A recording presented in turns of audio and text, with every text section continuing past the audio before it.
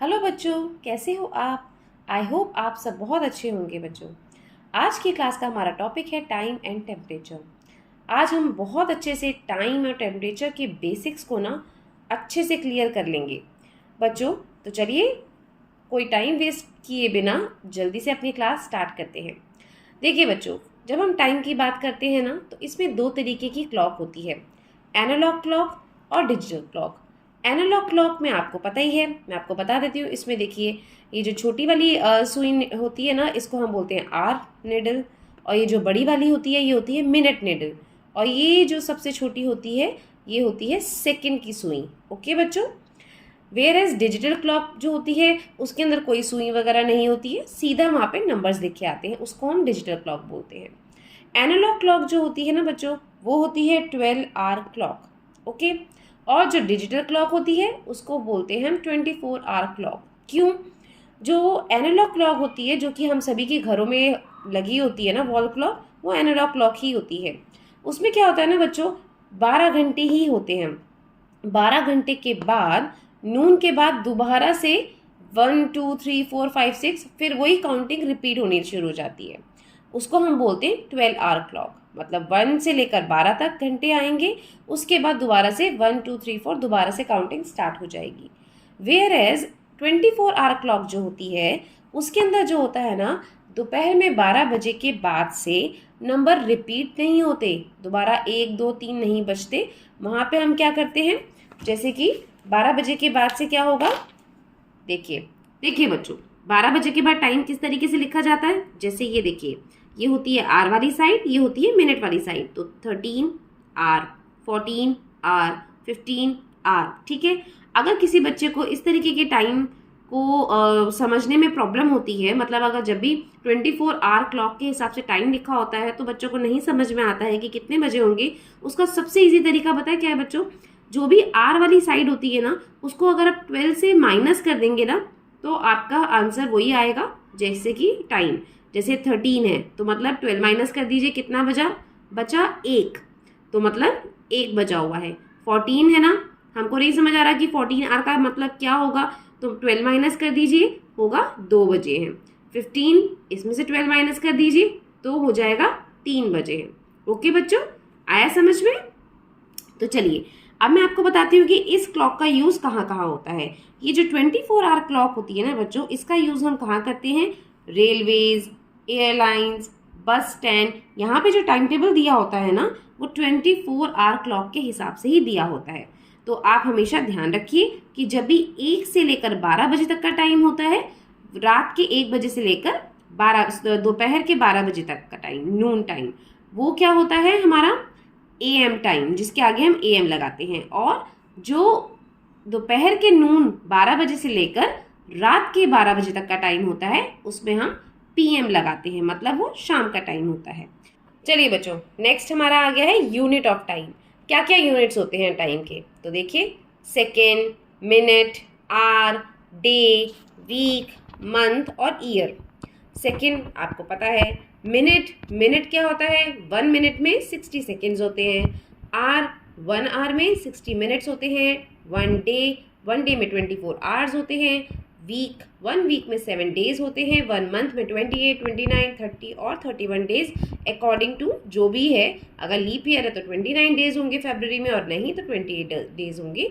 और ईयर में, 1 ईयर में 12 मंथ्स होते हैं, मतलब 365 और 360 डेज लीप ईयर में होते हैं। देखिए एएम, एएम की फुल फॉर्म क्या होती है, एंट मेरिडियन, मतलब बिफोर मिड डे। अभी मैंने आपको जब एनालॉग और डिजिटल क्लॉक समझाई थी तो आपको समझाया था ना, एंट मेरिडियन मतलब before mid day. Mid day किसे बोलते हैं बच्चों, मिड डे मतलब आधा दिन जब बीत जाता है उसको हम बोलते हैं मिड डे, मतलब नून टाइम। दोपहर के 12 बजे का टाइम जो होता है, उससे पहले का जो टाइम होता है उसको हम एएम से डिनोट करते हैं।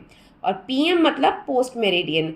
पोस्ट मेरिडियन मतलब आफ्टर मिड डे, दोपहर के 12 बजे से लेकर मिडनाइट, मतलब रात के 12 बजे तक का जो टाइम होता है उसको हम पीएम से डिनोट करते हैं। यही मैंने अभी आपको समझाया था ना। तो चलिए सबसे पहले सीखते हैं कि मिनट्स को सेकंड में कैसे कन्वर्ट करते हैं। 1 मिनट में 60 सेकंड्स होते हैं, तो इसका मतलब मिनट्स को सेकंड में चेंज करना है तो हम 60 सेकंड से हम मल्टीप्लाई कर देंगे। फॉर एग्जांपल जैसे कि 1 मिनट है, 1 मिनट को अगर मुझे 60 सेकेंड में चेंज करना है तो मैं 1 × 60 कर दूँगी सेकेंड। द मोमेंट मैं मल्टीप्लाई करूँगी ना 60, वहाँ पे सेकेंड यूनिट, मतलब यूनिट जो है हमारा मिनट से सेकेंड में चेंज हो जाएगा। तो ये 60 सेकेंड। लेकिन को मिनट में चेंज करने के लिए क्या करना पड़ेगा मुझे? Divided by 60 minute. ठीक है, तो अगर सपोज एग्जांपल है 180 सेकेंड, तो मुझे इसको क्या करना पड़ेगा? 180 डिवाइडेड बाय 60 मिनट्स। तो आंसर आ जाएगा 3 मिनट्स। ठीक है, अब अगर हम करना होगा आवर्स टू मिनट,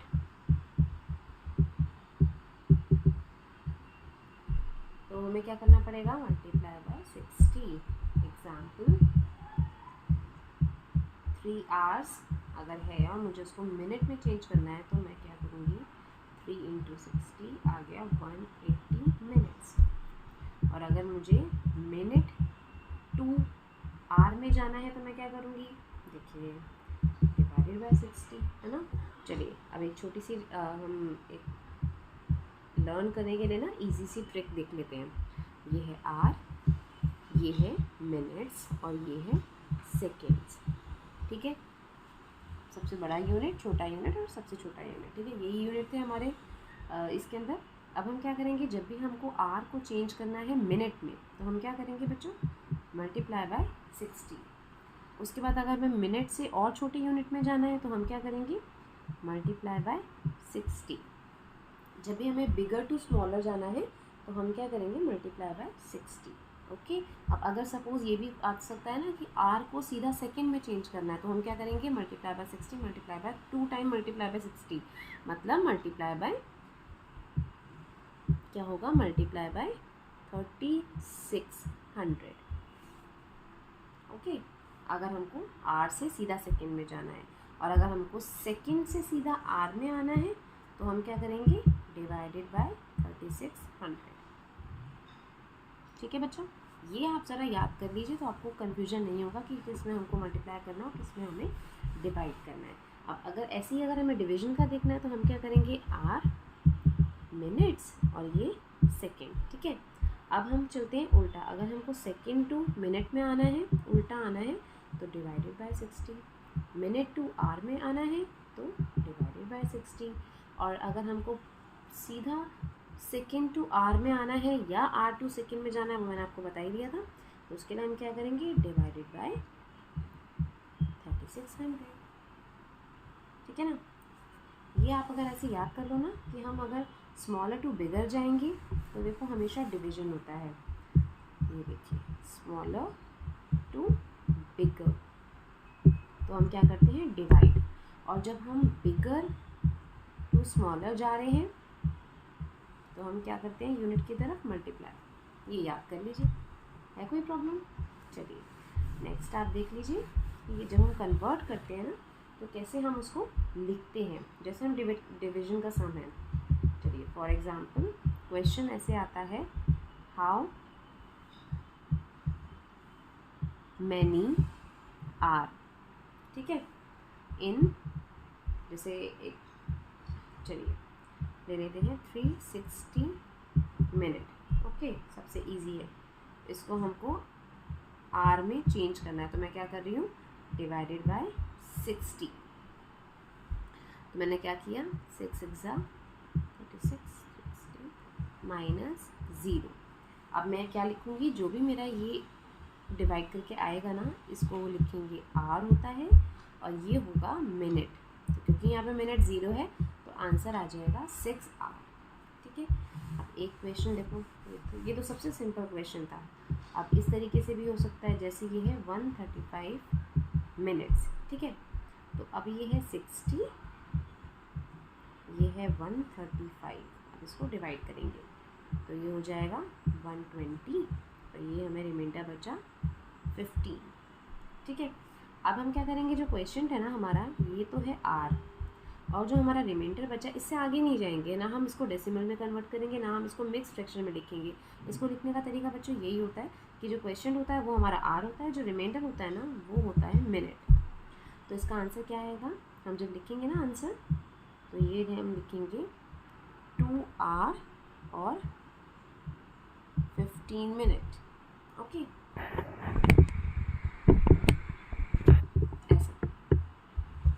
ऐसा चेंज इनटू मिनट। तो अब एक है हमारा फर्स्ट एग्जांपल 120 सेकेंड्स। तो अब हम इसको कैसे करेंगे मिनट में चेंज करने के लिए? हमें क्या करना है, 120 को 60 से डिवाइड करना है। तो अब हम क्या करेंगे, डिवीजन। देख लीजिए कैसे होगी डिवीजन। ये है आपका 120, ठीक है। अब इसको करेंगे तो ये हो जाएगा 2 कंप्लीट गया, ठीक है। तो ये हो गया हमारा मिनट और ये हो गया सेकेंड। आंसर आ जाएगा 2 मिनट और 0 सेकेंड। 0 है तो हमें लिखने की ज़रूरत नहीं है, तो आंसर है 2 मिनट्स। एक और एग्जांपल देख लीजिए 725 सेकेंड्स। ओके बच्चों, तो इसको करने के लिए हमें क्या करना पड़ेगा, सेम डिवाइडेड बाय 60 कर लीजिए।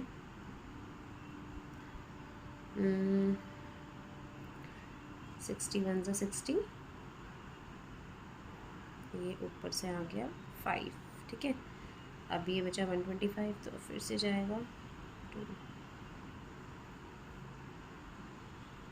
रिमाइंडर बचा 5। तो यहाँ पे हम इसको स्टॉप कर देंगे। अब ये हो जाएगा हमारा 12 मिनट्स क्वेश्चन जो था, और ये जो रिमाइंडर था ये हो जाएगा सेकेंड, ठीक है। तो आंसर क्या होगा, 12 मिनट्स एंड 5 सेकेंड आंसर है हमारा।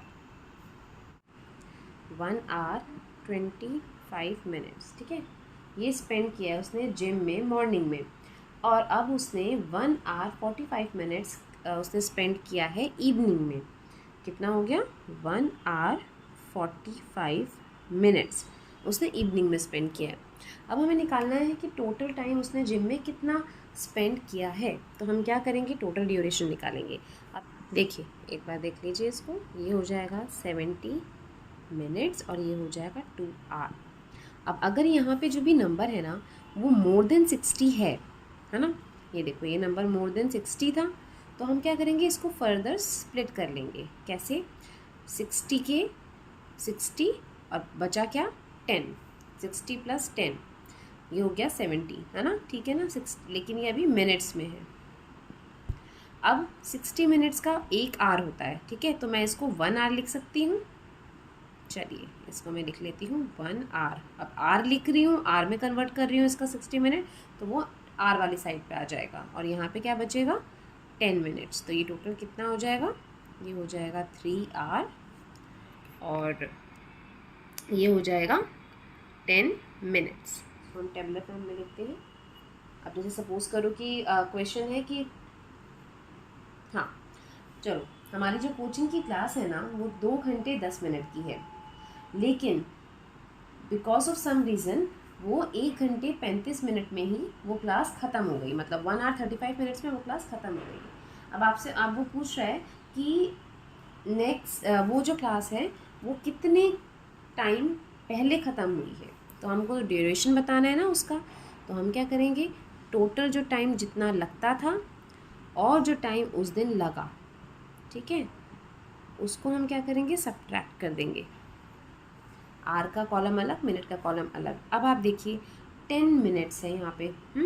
अब मैं क्योंकि 10 में से 35 तो जा नहीं सकता है, अब मुझे उसमें से बोरो करना पड़ेगा।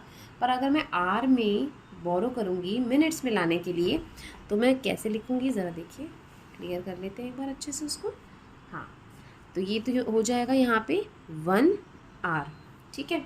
अब 1 आवर यहाँ पे बचा और 1 आवर मैंने इधर ट्रांसफ़र कर दिया। पर क्योंकि जब मैं ट्रांसफ़र करूँगी तो वो आर नहीं रहेगा, मिनट के कॉलम में लेके जाऊँगी, तो 1 आवर का क्या हो जाएगा, वो 60 मिनट्स प्लस हो जाएंगे। तो ये क्या हो जाएगा, अब देखिए हमारा 1 आवर, इसमें 60 मिनट प्लस कर दिए तो क्या हो गया 70 मिनट्स, और यहाँ पे भी 1 आवर 35 मिनट्स। अब तो हमारा क्वेश्चन अब ये हो गया है। तो अब हम करेंगे, ये देखिए इसमें से गए 35 ही बचेगा, 35 मिनट्स और यहाँ पे 0 आवर।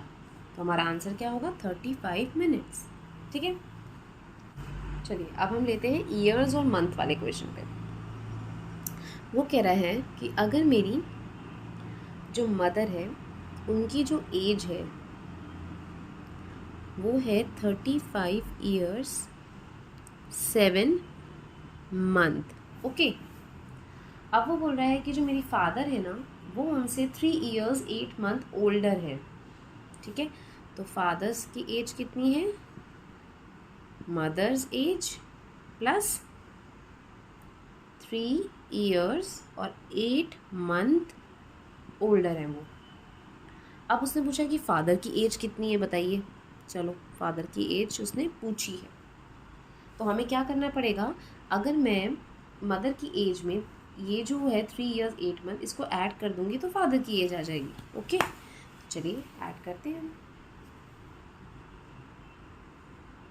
35 ईयर्स 7 मंथ्स ये है मदर की एज, इसमें हमें क्या ऐड करना है, 3 ईयर्स और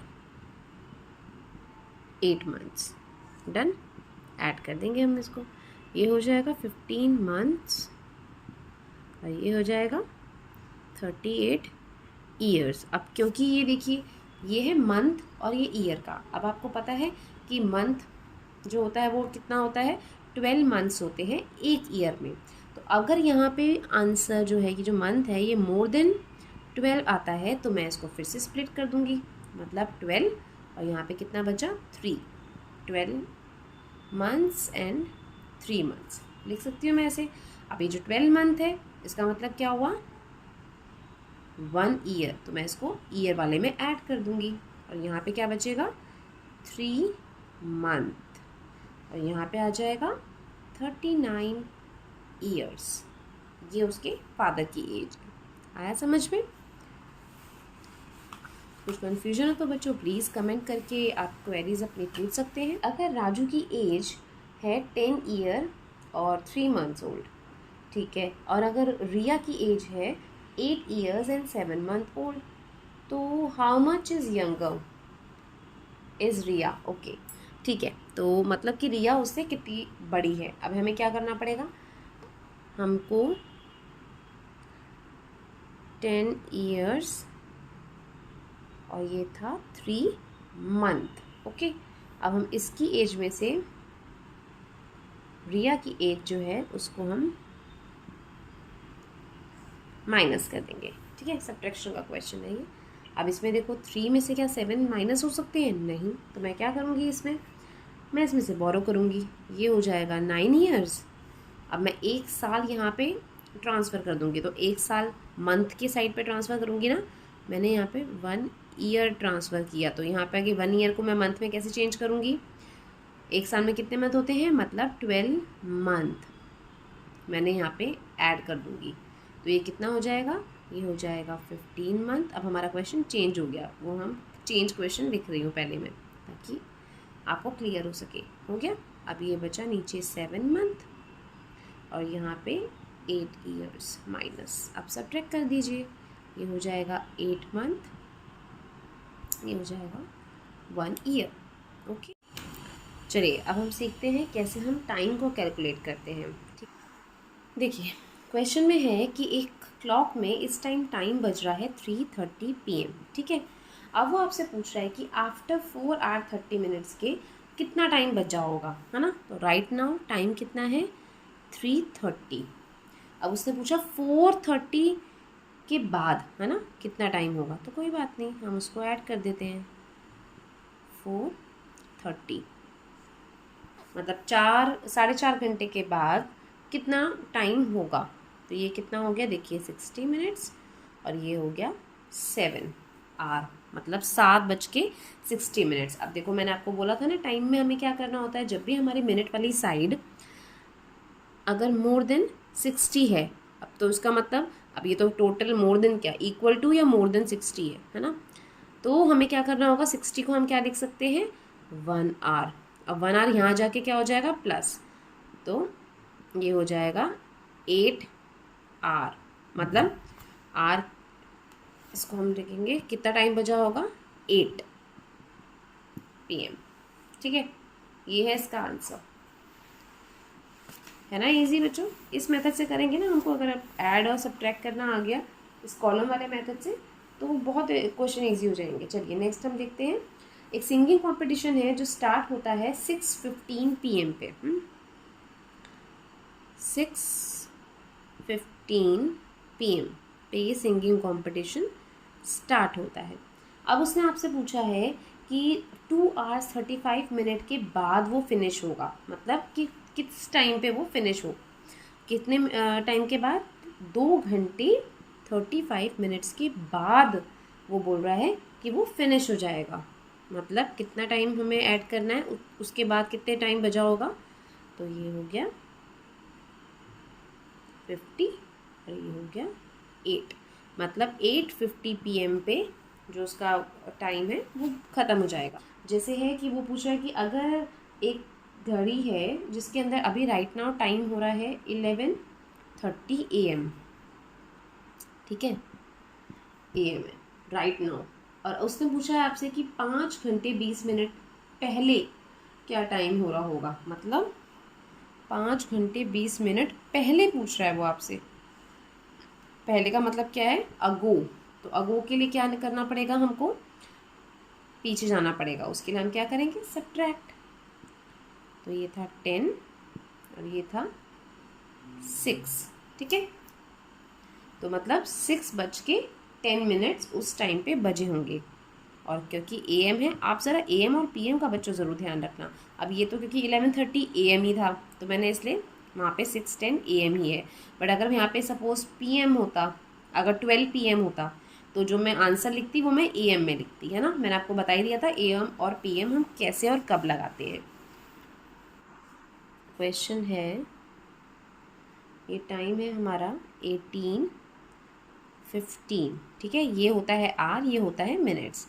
ये है 24 आवर के अकॉर्डिंग, क्लॉक के अकॉर्डिंग मैं इक्वेशन आपको समझाने की कोशिश कर रही हूँ। इसको ध्यान से देखिए, ठीक है, ऐसे। अब ये आर वाली साइड है, ये मिनट वाली साइड है, माइनस करना है हमको। ये था फाइनल डेस्टिनेशन और ये है इतना टाइम उसको ड्यूरेशन लगा जर्नी में। तो वो पूछ रहा स्टार्टिंग टाइम कितना होगा, बता देते हैं हम उसको।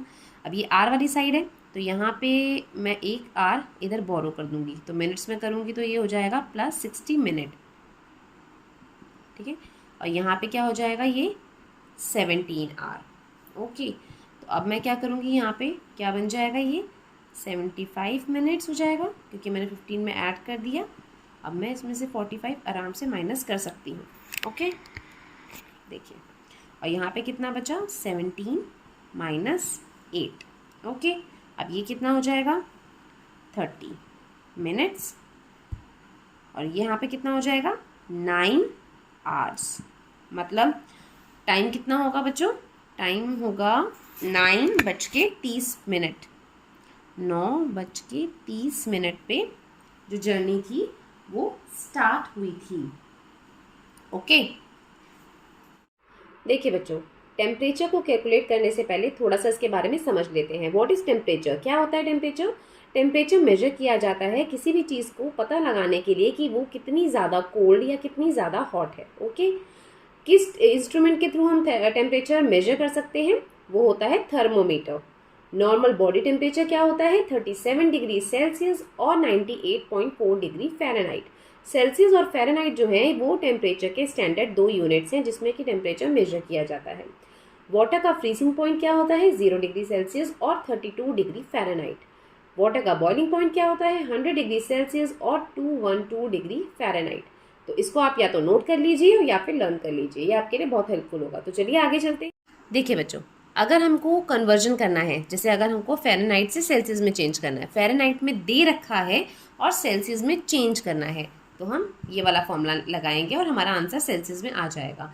अब अगर हमें सेल्सियस में दे रखा है और फ़ारेनहाइट में निकालना है तो हम ये वाला फॉर्मूला लगाएंगे। सिंपल है, इसको खाली आप फॉर्मूले लर्न कर लीजिए तो वो हो जाएगा। अगर हम करते हैं, सपोज क्वेश्चन ले लेते हैं एक, convert 122 degree Fahrenheit two degree Celsius में। अब हमें सेल्सियस में कन्वर्ट करना है, मतलब कि इसमें निकालना है, तो हम ये वाला फॉर्मूला लगा लेंगे।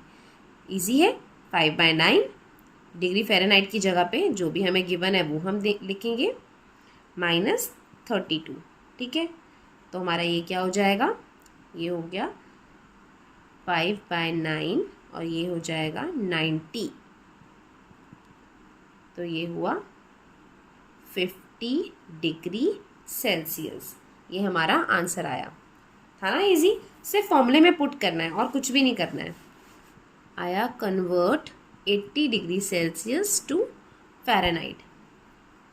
क्या करेंगे? कुछ भी नहीं, फ़ारेनहाइट का फॉर्मूला लिखेंगे।